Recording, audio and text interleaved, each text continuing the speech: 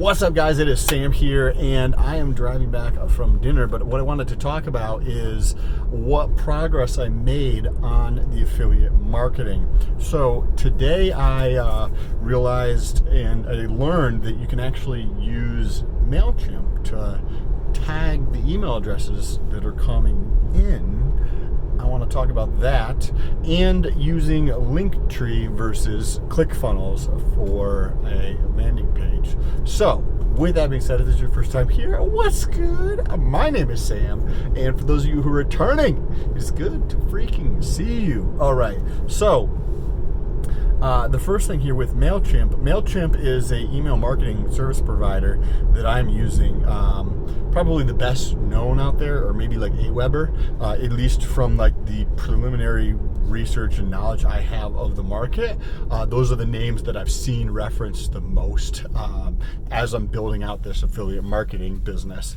And I chose MailChimp because I'd used that once before, very, very briefly, for the real estate business that I was in.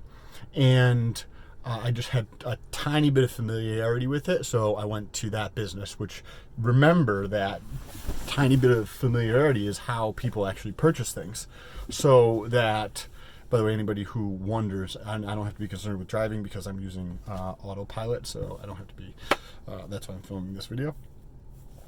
And in the back end, there's something called an API, which is like basically the piece of code that tells the other app or system to give it permission to pull some type of data out of it. So in the case of what I'm talking about, I can use MailChimp's API and put that into Linktree. Linktree is what you use on Instagram to send people to, I'm going to call it a storefront, but it is essentially a storefront of different links. So if you have one link, say you have your website, and then you have like your product you're selling, and then you have something else, right? And you want people to sign up for your email list or something. So you got these three links. Using Linktree, you can create one link that opens up to a page that allows people to do one of three things: sign up for your website, or like go to your website, buy your product, or put in their email address. And that's all it is. And you can put text overlay on it and everything along those lines. So the utility of Linktree is awesome. And in the back end, you take the API from MailChimp and you plug that into Linktree so that you can capture people's email addresses. When you take the API and it goes back over to MailChimp, I can have it labeled automatically depending on where the traffic is coming, so that each email address that comes in, say I have it on this account, which is a little bit more business related than maybe the fitness stuff that I do. So if somebody puts in their email address, there'll be a link down below, and you can just click on it and see what it's like to enter in your email stuff to be related to business things or accounting or products or these other things that I'm working on. And that comes in with that tag, because that group of people who put in their email address for business type related stuff is going to be different than the people who put in their email address for research compounds or SARMs or drugs or lifestyle, that kind of thing. So the group over here is going to get marketed to differently than the group over here. And with the API allowing me to automatically tag this as people punch in their email address is super awesome. That's going to save me a lot of time and effort through this process. On the other side, because Linktree only allows me to create one link, right? It's just basically, people just don't use the product this way, so it's not evolved that way. It's only a couple years old. But Linktree, you can have your one page and you put your multiple 3 links on it, just like the link down below. If you want to enter in your email address or check out my other social, you can go down there and check out, see what it's like.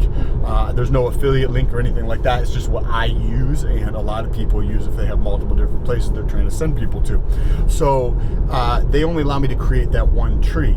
But I created a second account under a second email address because, again, if somebody's clicking on a link tree on this account versus somebody clicking on a link tree on the other account, maybe the product that I'm offering is going to be different, right?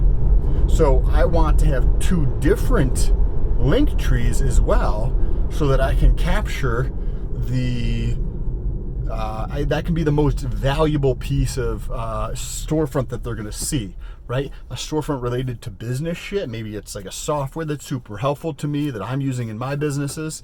Maybe it's a referral link or something like that that's specifically related to business type content versus in fitness, maybe it is a supplement, maybe it is a SARM, maybe it is some type of training, maybe it is some type of coaching call or something like that. So having 2 different link trees is helpful as well, but you still have to integrate the different KPI or the API keys from MailChimp to do that. And lastly, I'm tracking all of the data around the views and clicks from Linktree, and I'm using that as almost similar to, it appears, because I'm not like 100%, I haven't created a funnel on ClickFunnels that is effectively capturing any type of emails or a great offer that people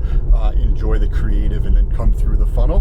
But I think I have a little tiny bit of understanding of how ClickFunnels is created, because I do have multiple funnels that I have created, and I was trying to drive traffic to them, but I didn't get any of one of them to be successful.